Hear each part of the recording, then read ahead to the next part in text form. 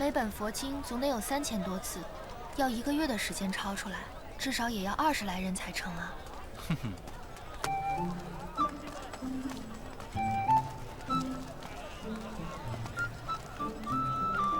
你慢走啊！我有何事瞒着你？那你有什么办法？你为什么不告诉我？到时候你就知道了。哟，裴郎君、库迪娘子，今日2位又有暇来释方啊！守约，我刚好有事向掌柜请教，你等我一下。哎，都给你准备好了，快请快请。掌柜，你今日店里有加血板吗？有。来，带您去看看。好。三娘，都护府为了裁剪之初，已经决定不再用1折黄麻纸，改用本地粗麻纸。你这几车货物，我们都护府不再采办了，真的很抱歉。虽然这法子是张氏想的，但还是怪我把这一车货的事给忘了。你还是与张氏商议商议，若能找到补救的法子，我定会鼎力为之。张氏来了。司马，阿紫，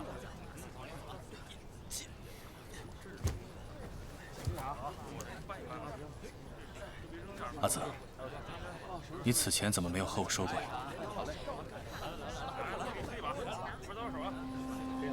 也罢，这些麻纸不如就先放到府衙里面，我找阿爷陈情一番，再找那些同僚商议商议，定会找到妥善解决的法子。可如果真的要解决不了，我便请求家父收回成命。多谢司马体谅，只是如今若朝令夕改，恐怕会影响都护和司马的名声，刑检也不想因此而费功。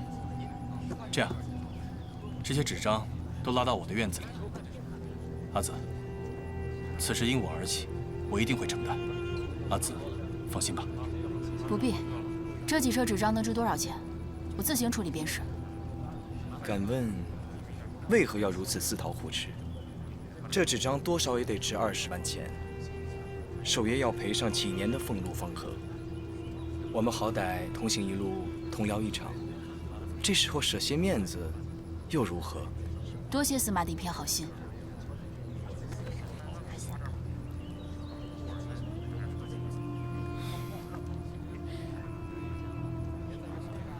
司马，那我们就先告辞了。老曹，哎，叫他们把这些纸张都搬到裴府去。好嘞，三娘。哎，你们把这些东西都搬到裴府。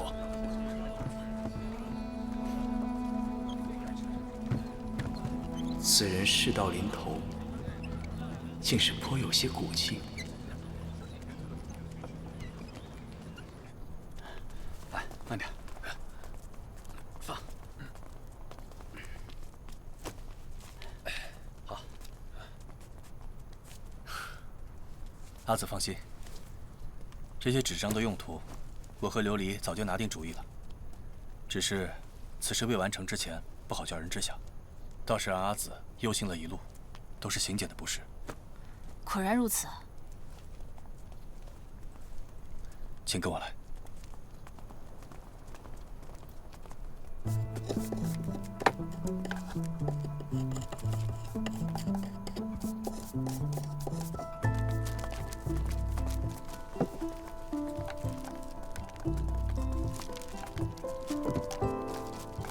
琉璃，你看谁来了？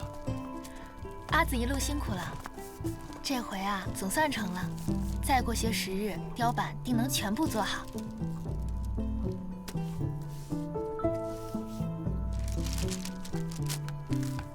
我手上这块啊，最多后日就能完成。我这块啊，明日便能完成。果然成了，这一次比上次做得更好了。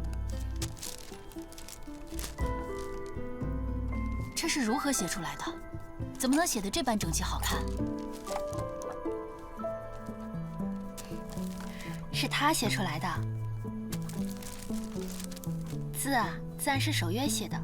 他先是在打好格子的加鞋垫专用薄纸上写好字，再将纸贴在木板上，刻工再沿着纸透出的字形轮廓刻好线，雕工再一点点地剔除掉刻线外的木板，这便做出印刷用的雕板来。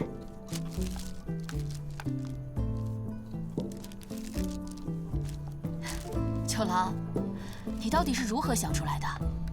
这自然不是我想出来的，都是琉璃的主意。那日，我和琉璃从纸店出来。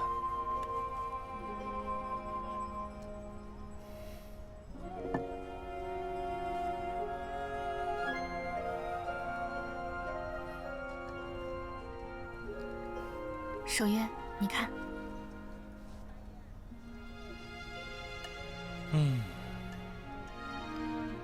这雕板中有何玄妙之处？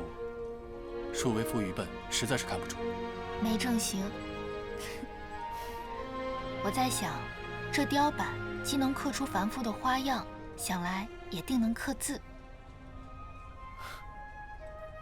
若此法可行，我们也不必抢时间去转卖他处，不如直接改印佛经。佛经常年可卖，各地可卖。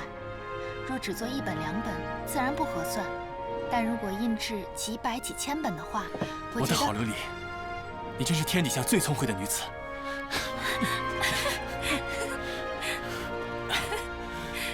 我裴心姐何其有幸，能娶到如此贤妻。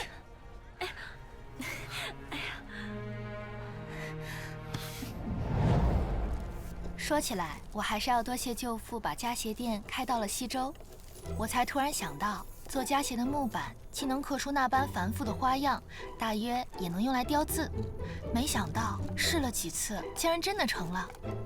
如今家鞋店的4个雕工全在这里，掌柜啊，还帮我找了7、8个原先做过家具和陶器刻工的工匠，不然哪能有这般快啊？哦，那这样的话，我就再找几个可靠的人过来。今日既然第1块雕板已出，那便可以印纸至今了。先按2600分印制，贩卖的事就交给我，待佛经售完，所得的钱帛咱们对半而分。不必如此了，这又不值什么。况且我们做这个，岂能与民争利？九郎此言差矣，这做买卖呢，讲的就是公道。我不过就是找了几个帮手和店面而已。这佛经是九郎你抄出来的，雕板是琉璃想出来的，我岂能占你们俩的便宜啊？可纸张全是阿紫出的，这佛经也全都要你去售卖。阿紫莫不是因为守约的身份才这般谦让？不如这样，销完之后你分我们3成便是。你若连这也不肯，那我便只好找族叔们来做此事了。也罢也罢，那琉璃和九郎便3分占1。你们俩的这番好意啊，阿紫铭记在心。还有一事，我要拜托阿紫。何事？若要印这佛经，这院子只怕还是太小，要换一处宽敞些的院子才好。再者，这雕板印佛经全是阿紫你的主意，日后我和守约再也不会过问。这是为何？自然是想当甩手掌柜了。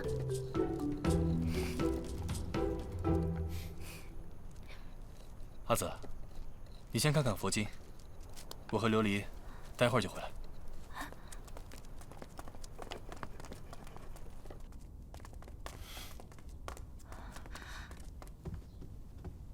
你做什么呀？我还没有跟阿紫说清楚呢。等会儿再说也不迟。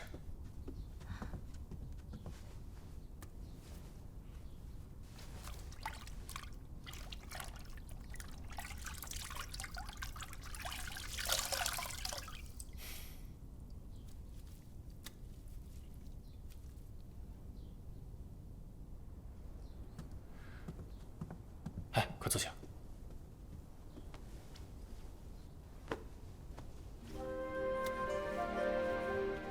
对了，我忘记告诉阿紫了，我这几天都在试墨，发现松烟墨最是好用，别的墨啊要差许多呢。哎，你先弄干净了再去也不迟。如今阿紫来了，你能做的都已经做了，你还是好好歇着吧。你看看你，把自己眼睛下面都熬青了。谁知道会那般麻烦啊？琉璃，难道我们真的要与阿紫分离吗？自然要收，不然你心里过得去，阿紫心里如何过得去啊？你既然喜欢，那便去做。就如你刚才叮嘱阿紫的，有些事情还是莫让外人知道是你的主意才好。你若是有为难之处，一定要告诉我。再者，可不要把自己弄得太累了。你一做事便什么都忘了，拦都拦不住。今后可不许这样了。你能不能答应我？好。你既然答应我了，那你若是忘了的话，那我可就要罚你了。你怎么罚我？与其让娘子自己累着，还不如让为夫代劳。我不跟你胡说了，我去找阿紫去了。好，我和你一道去。没有吗？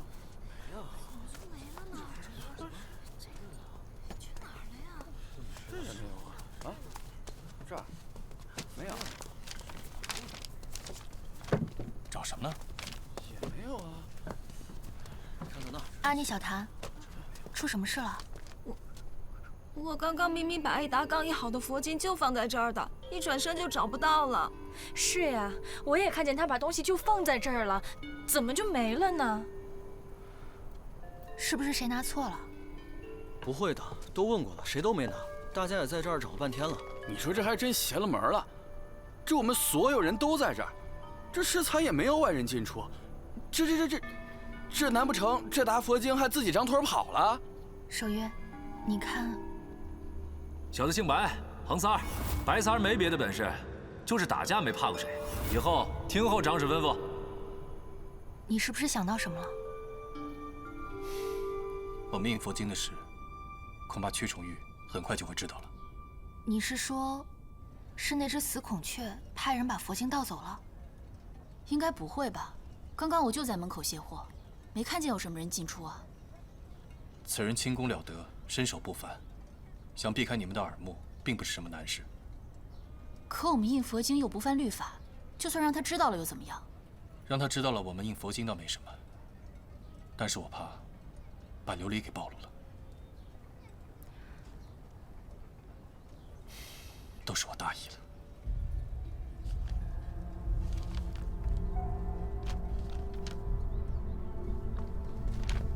哎呀，来了，何事啊？这么着急？啊？白三刚刚送来的，你看看。怎么了？仔细看。哦，字不错，纸也甚好。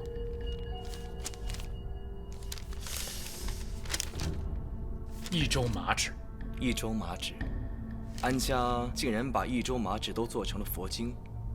我说当初我试探安三娘的时候，她说不必麻烦我，原来早就有了法子处理这些纸啊。那不对呀，他要抄这么许多佛经，那需要大量人手。他初到西周，哪里找那么多人来帮他抄呢？而且这字一看就是出自大家之手啊，你我都不一定写得出来，我都不一定写得出来。不是写的，你开我玩笑，这字不是写出来的，难道还是变出来的？印的。伸手，就像这样，一张一张的印的。印，那也不对呀，你印这么许多，那也挺费功夫的，而且这么多玉石，你上哪找钱？不是玉石，是木头。如果用木头一次做几千本的话，不仅能够比手抄节省时间，还可以重复利用，真是一本万利的好法子呀！哦，看来真是小看这个配琴家了。不过想出这法子的却是那库迪琉璃。啊？你是担心屈重玉知道这雕版的主意是我出的？恐怕这2日，他就会找理由来试探你。我若不让你出头，那摆明了是忌惮他对你不利。但我若让你出头的话，我又实在是放心不下。他难道会杀人灭口，还是不择手段来害我？眼下倒不至于杀你灭口，恐怕他会试探你的虚实，来摸清你的底细。如此还好，但如果真让他摸清琉璃的底细，他会不会觉得琉璃是个威胁，而针对他不利？这样，去把那安三娘给请来吧。好，我这就去。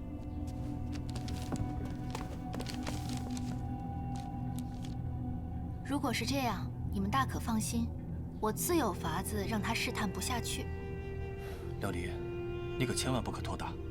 那屈崇玉的才智不在我之下，此次他是有备而来，我担心他对你不利。你就把心放到肚子里吧。对付那只死孔雀，我可是有不少心得呢。好啦，你娘子这么聪明，你还有什么好担心的？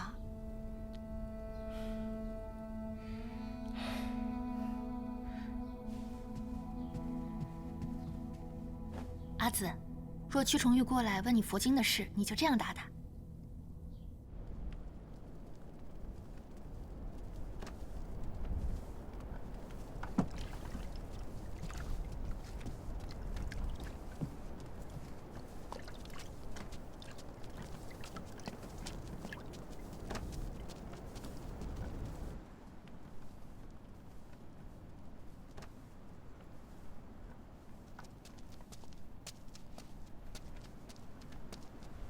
果然在他这儿。一些杂物要处置，让安当家久等了。见过屈司马。此物可识得？此物是我安家新制的佛经，我当然认得。倒是个爽快人。这里是西周，有什么事能瞒得过屈司马？再者说，我安家印制佛经光明正大，又何必避人呢？那便进来说吧。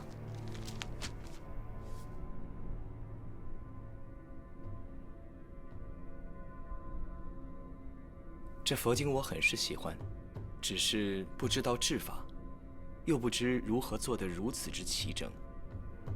这事说来也简单，只要用木板把字样雕出，再刷墨印在纸上。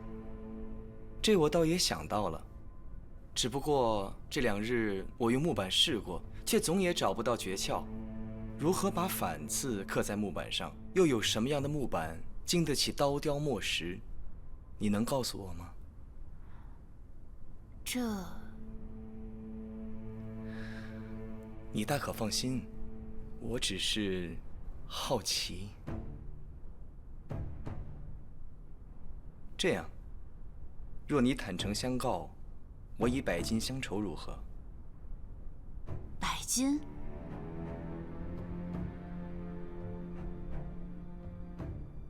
你不必有所顾虑，即便我知道了制法，也绝对不会插手西周佛经的生意。这样说，你总可放心了吧？司马都把话说到这份上了，我若再做推辞，确实有些不识抬举了。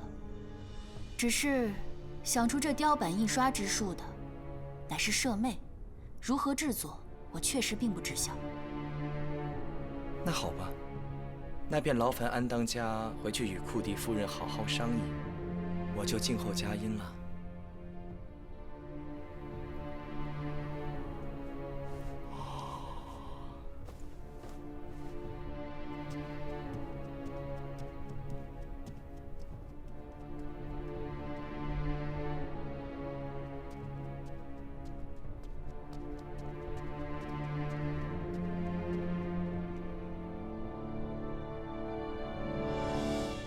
答应他。这雕版之术真是获利捷径，100金会不会太少啊？其实此事诀窍并不复杂，只是他们一时都没有想到加鞋上来。我们用的木板都是加鞋店先浸泡数月再彻底干燥的梨木，比寻常木料又坚韧得多，雕字时才不会出现裂纹断痕。模字也是写在加鞋店专用的薄纸上，这样才能反面也清清楚楚地显出字迹来。这2条旁人一时想不到，难不成还一世都想不到？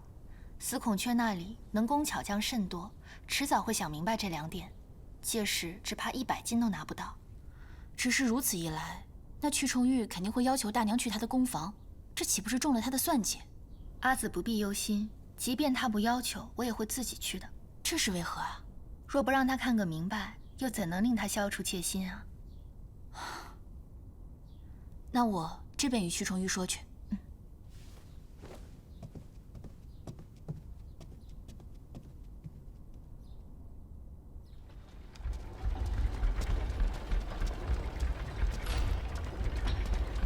夫人小心脚下。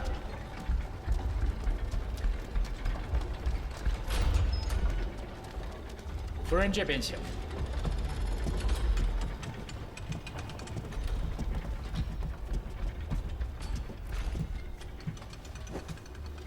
劳烦夫人了。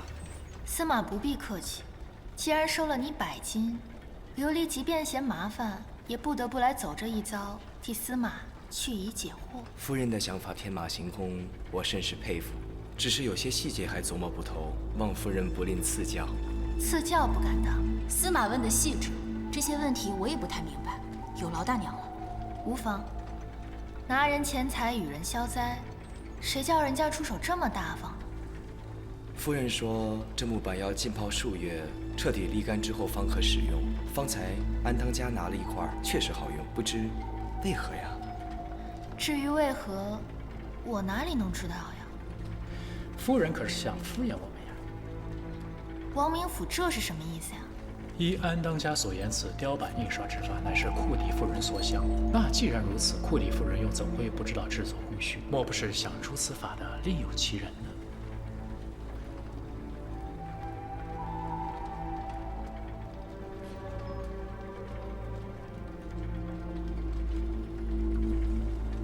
王明府的意思是说我不懂装懂，讹你钱吗？君梦失言了。君梦是想，库里夫人虽是出身市井，但如今贵为官眷，想来也不会用此下三滥的手段。王明府想来最近是睡得太好，所以才会在此胡言乱语吧。这浸泡后的木板为何好用的道理，我确实不知。我只知道家鞋店的所有刻花木板，都需按照此方法处置一遍方可使用，否则在雕刻时便容易毛边，这是家鞋店人尽皆知的事情。至于个中道理，谁又会去在意呢？家鞋店自然是家鞋店。司马莫是不知，我曾在家鞋店里做过画师，看惯了刻板染布，想到木刻雕版既能染布，多半也能印书。没想到一试之下，果然如此。这次雕版所用便是家鞋店的木板，若不是司马相询，我还不知道别的木板居然不成。没想到啊，司马这般大方，竟然肯出100金来问这样一桩小事。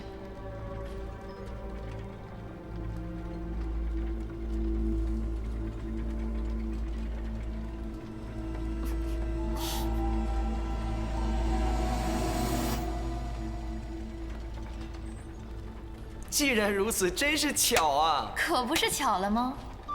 王明府对我的答案可还满意？受教受教。这钱是你们自愿要给的，可不是我故意要讹你们的哟。既已解惑，倒也不亏。就算觉得亏了，我也不会退钱。不会不会，花100金看清楚夫人的本质，这钱花得太值了。司马是在暗讽我浅薄无知吗？不敢不敢，夫人的想法天马行空，我等望尘莫及，佩服。知道就好。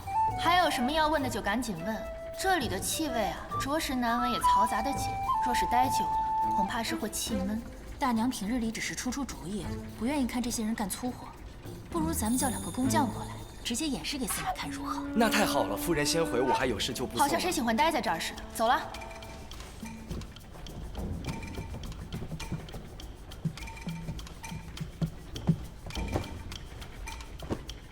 下三滥。哎，下三滥，不气不气啊！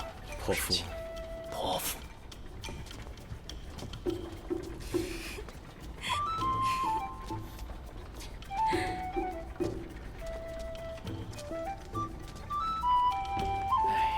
气坏了身体啊！你看，本来以为这个女的能想出这套方法来，一定是才智过人，谁知道就是一个夹心店画画的。哎，不过也好，以后就不用见她了。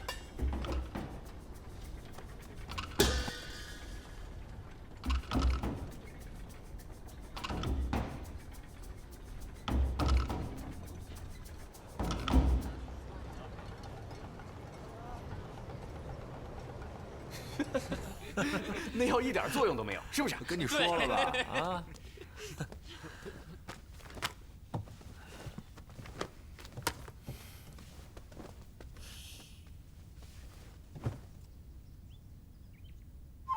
白三儿，你这些日子还是小心些为好。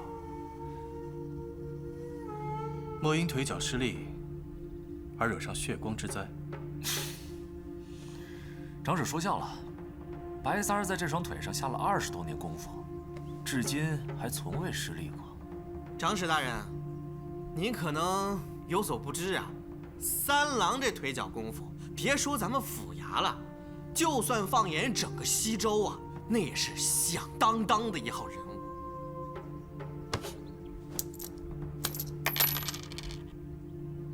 我果然没有看错，3日之内，你必有血光之灾。你若不信的话，不妨我俩打上一赌。怎么个赌法？若我所言不中，我再任1日，你便可领取长随的钱粮，任做你想做之事，我绝对不会过问。若是被我言中，那你可得交代清楚，这血光之灾是如何而来，免得到时候旁人起疑心，说我在暗中搞鬼。成，那在场的大伙儿便做个见证。若是我白三儿这几日真遭了血光之灾，无论是还是不是被人陷害，我都对裴长史俯首帖耳，唯命是从。好。哼。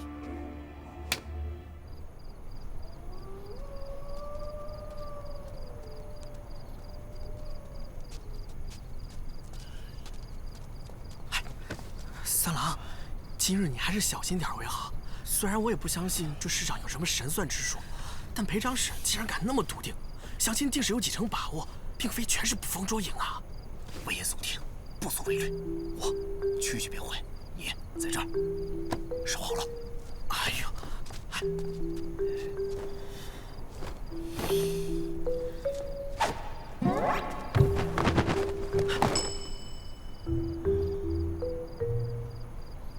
三郎，你小心点儿。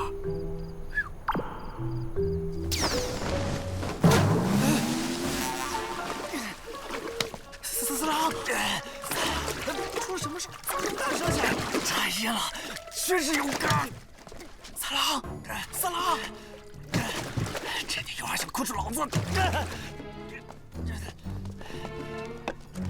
三郎，出什么事了？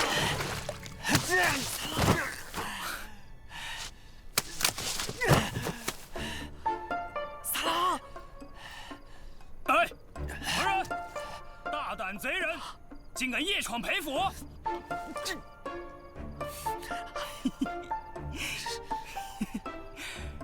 来人呐，将此贼人给我围了，给我打！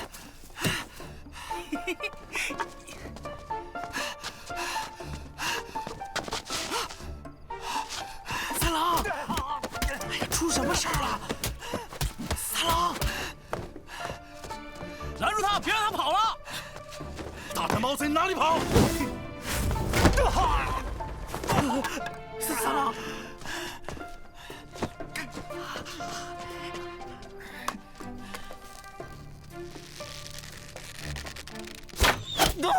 三郎，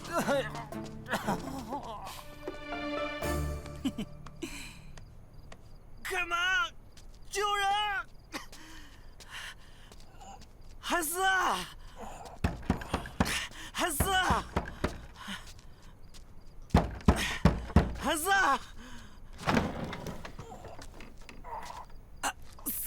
三郎受伤了，海思，你快救救他！活着呢。这是人，下次啊，你有伤了再来找我啊。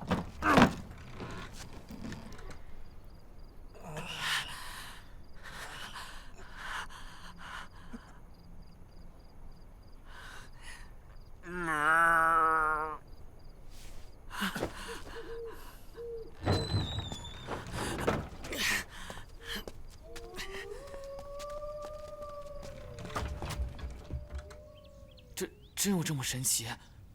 这么快就应验了？三郎，你咋伤成这样了？夜里摔了一跤，有什么好问的？难道这世上真有神算之术？是这么神的吗？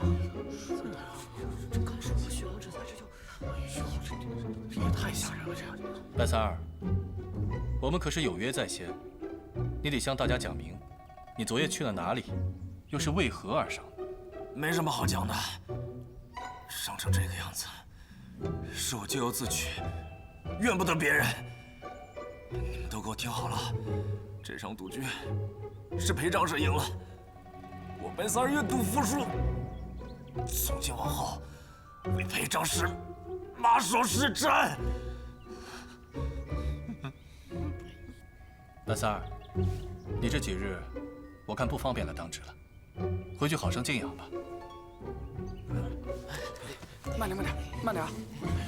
咋伤的呀？慢点。那长史把我白三儿当成什么人了？难不成说的话还能吞回去不成？这点小伤算得了什么事儿？脑袋掉了，我也得把差当完了之后再回家讨事。此言差矣，那个赌不过就是我跟你开个玩笑罢了。我本是好心提醒你，话赶话才说到哪儿，你又何必这么较真呢？愿赌服输，欠债还钱，白三催婚，但绝不无赖。好，既然你说对我言听计从，那我现在就命你回家好生静养，你听还是不听？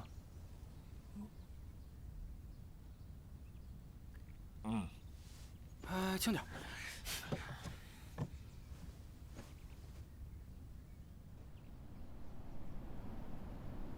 他这么一摔，没个把月怕是下不了地了。这白三呀，真是个没脑子的。再三叮嘱他得小心点儿。行了，下去吧。是。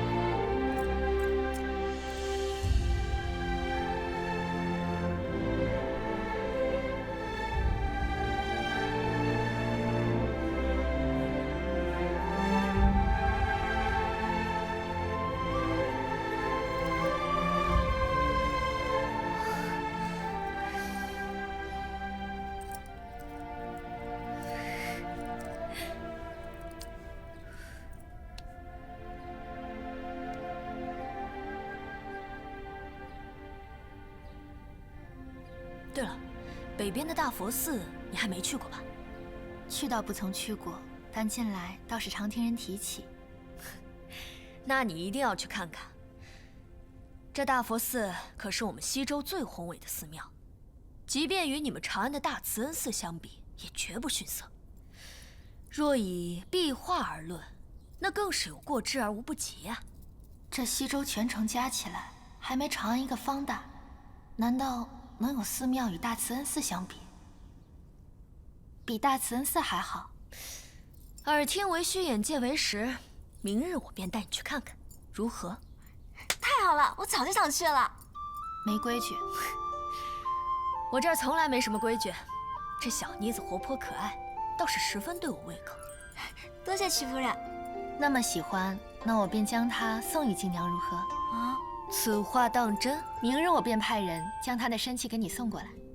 娘子啊，库迪夫人既肯割爱，那我却之不恭了。不，娘子，我求求你，你别将小檀送人，小檀不能离开娘子的。娘子，小檀错了，娘子。行了行了，娘子。子，你看你又戏弄小谭，小谭不依了。这小妮子我越发的喜欢啊！来人，赏。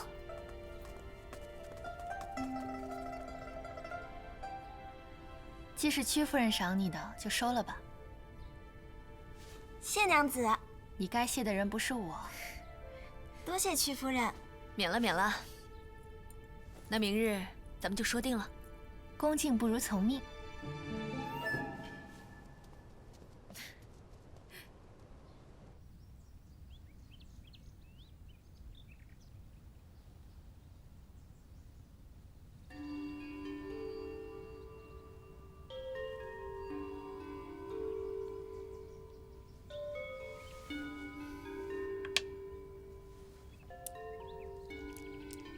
裴长史近几日这么大动干戈，翻遍了西周所有的名册，又隔三差五的出城，就仅仅是为了帮柳娘子寻得表兄吗？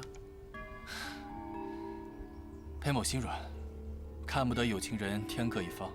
如今西周被都护治理得井井有条，我这长史也闲来无事，若是能帮柳娘子寻得表兄，也算是善事一桩。啊，有理有理。哎呦哎呦，下错了，下错了，回一步回一步。郎君，郎君，王明府，柳娘子来了，是来问她表兄的事。哦，哎，你看看，这柳娘子寻人心切，天天来催问，没奈何，还得请王明府把这屯军守卫的名册取来给我瞧一瞧。啊，好说好说。既长史有客，那便不下了不下了，告辞告辞告辞。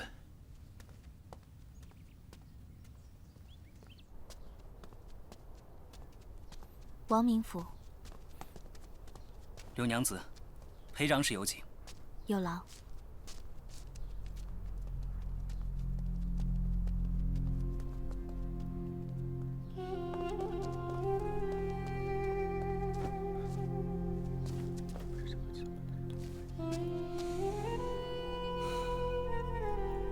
叫马凡儿来见我。是。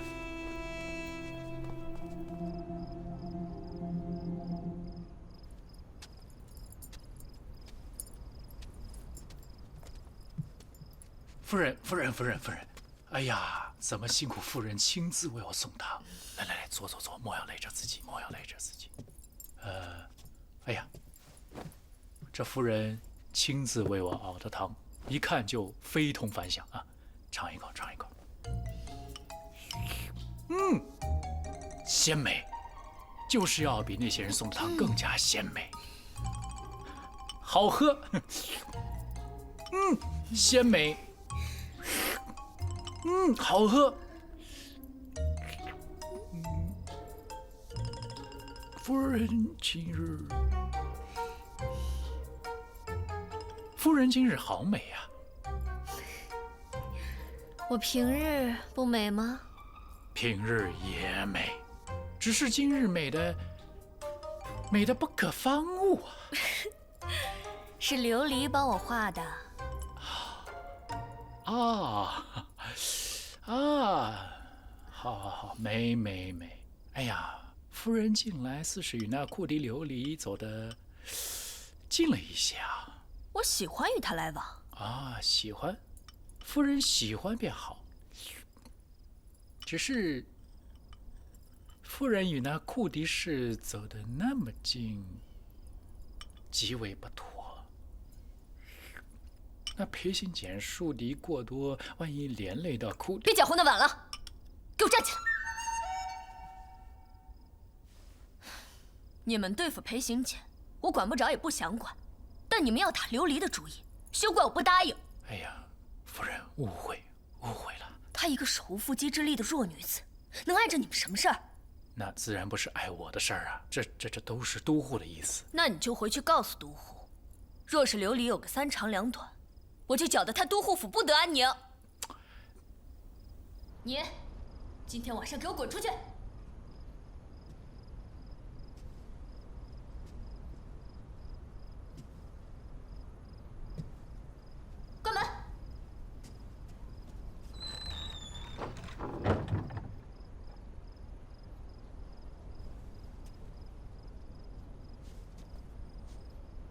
夫人呐，冤枉啊！真的不关我的事儿，都是都护的意思呀。滚！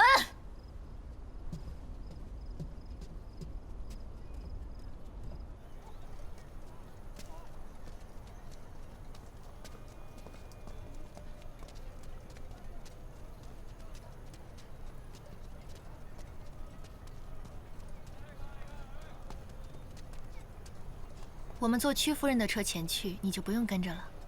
是。